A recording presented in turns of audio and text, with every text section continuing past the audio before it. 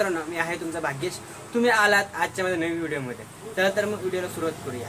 आज आपण लावणार आहोत भात, पण आधी कुकर धुवून आहोत मित्रांनो.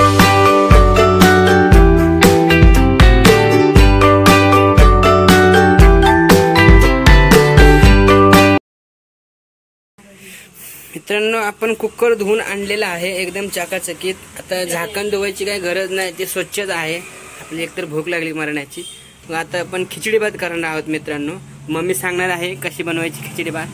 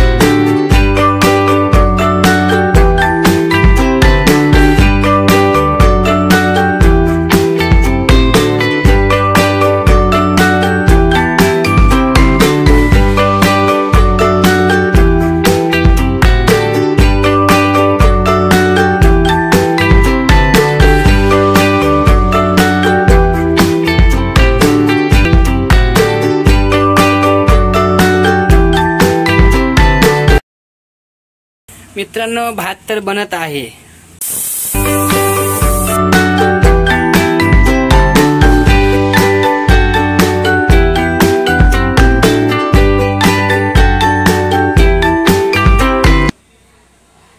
भात रेडी आहे, एकच नंबर झालाय. पण अजून मी खाल्ला तर नाही.